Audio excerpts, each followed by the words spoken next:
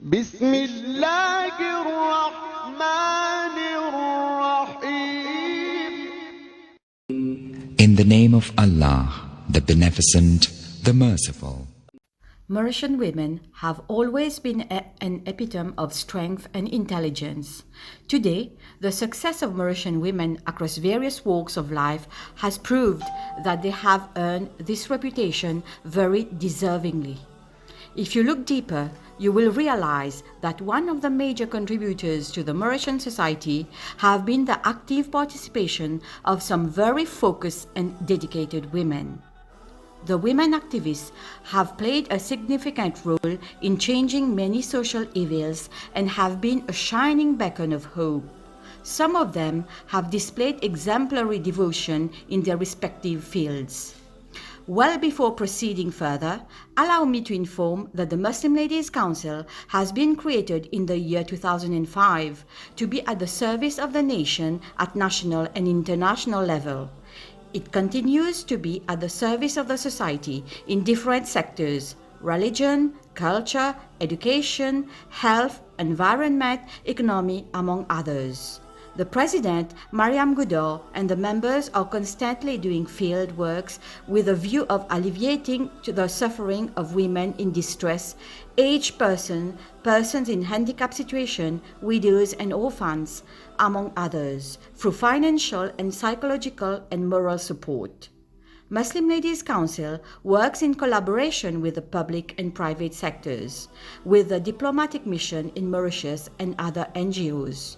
This year, MLC is celebrating its 15 years anniversary.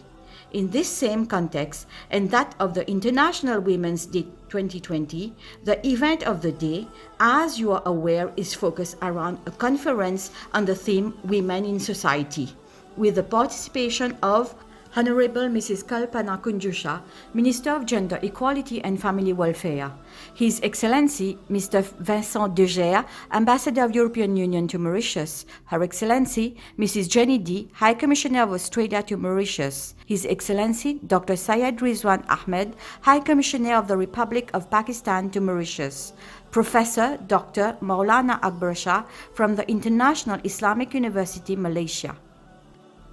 On this auspicious occasion, Muslim Ladies Council will pay homage to the following ladies for their courage, contribution, determination, and willpower, which goes in consonance with the following saying: Chaque petite vie est grande pour celui qui la vit. Vanisha Moea, who up to date has protected 7,500 abandoned, wounded, ill-treated dogs, many of them with diseases of different kinds. She is popularly known as Priti Sachi in social media. It is through internet that she is solicited by our compatriots from every nook and corner of the island for the help to animals in distress. Faranaz Kunai, a young lady who got married at the age of 21. She had a baby of 2.5 years. She was boiling water for her baby near the gas cooker when her husband, in a fit of rage, poured alcohol on her and burned her. Her whole body was completely burned, with the exception of her face. Muslim Ladies Council financed her plastic surgery, without which she would not have been able to stand on her feet. She then became a member of the Muslim Ladies Council so that she can be released from such trauma. When she got better, she secured a job in a supermarket, and she is still working to earn a decent living and to look after her son, who is now age 14. He is in Form 3 studying at Darul Marif. Brandy Perrine. As we are aware, persons in handicap situation have extra qualities.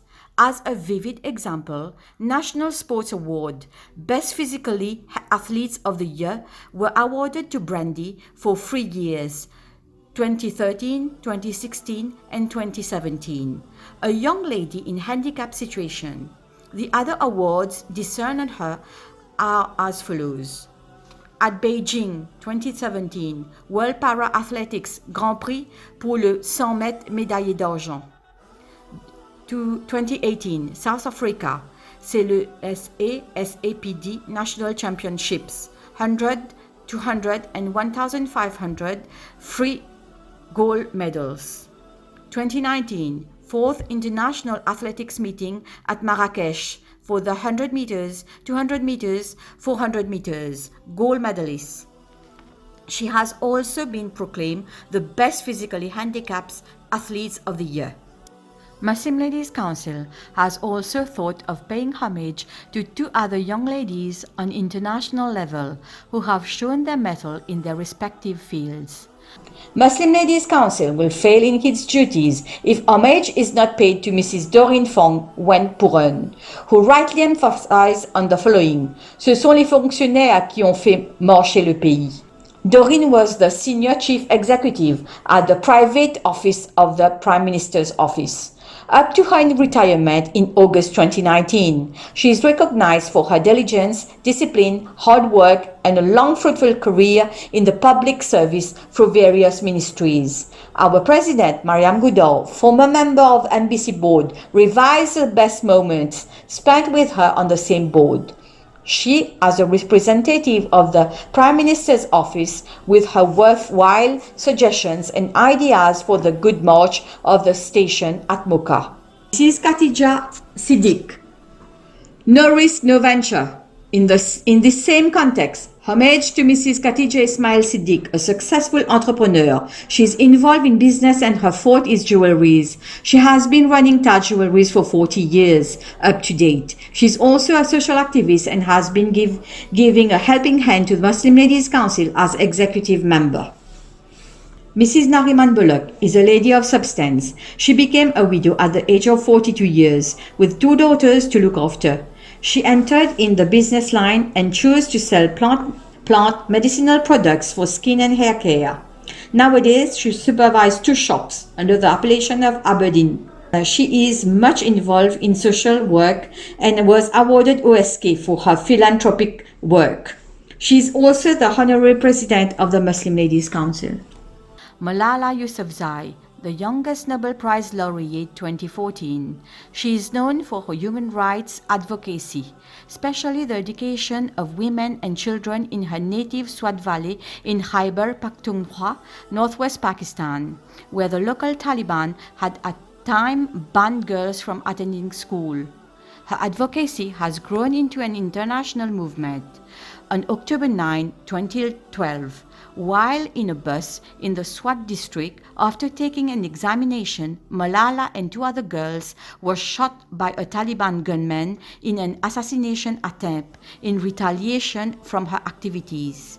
She was hit in the head with a bullet and remained unconscious in critical condition at the Rawalpindi Institute of Cardiology, but her condition later improved enough for her to be transferred to the Queen Elizabeth in Birmingham, UK. Following her recovery, Malala became a prominent activist for the right to education based in Birmingham. She is now recognized worldwide with many national and international awards. Lakshmi Agarwal is an Indian campaigner with Stop Acid Attacks. She is an acid attack survivor and speaks for the right of acid attack victims. She was attacked in 2005 at the age of 15 by a 32-year-old man whose advances she had rejected. Her story, among others, was told in a series on acid attack victims by Hindustan Times, and had also advocated against acid attack through gathering of 27,000 signatures for a petition to curb acid sales and taking that cause to the Indian Supreme Council. Her petition led the Supreme Court to order the central and state governments to regulate the sale of acid and to make prosecutions of acid attacks in India. Lakshmi received a 2014 International Women of Courage Awards by US. She was also chosen as the NDTV Indian of the Year. She is also the face of Vivya Diva, promoting all girls to reflect on their inner beauty rather than exterior appearance. It's encouraging to note that Mrs. Sumaya Hosseini, along with her husband, are doing a colossal work in helping victims of coronavirus in China. Homage especially to the lady, she will be given due recognition by the Muslim Ladies Council soon. The Mauritian women feel very honored that due recognition has been shown to the following ladies: Mrs. Amina Fakim Gharib as the first Mauritian lady to be acceded to the post of the President of the Republic, Mrs. Monique Belpo as the then first Vice President of the Republic, Mrs. Maya Hanumanji as the then first Mauritian Lady Speaker. Mrs. Radha Punusami was the first lady to become a minister. Recently, the Honorable Mrs. Leela Devi Dukan Lachman became the first acting Prime Minister.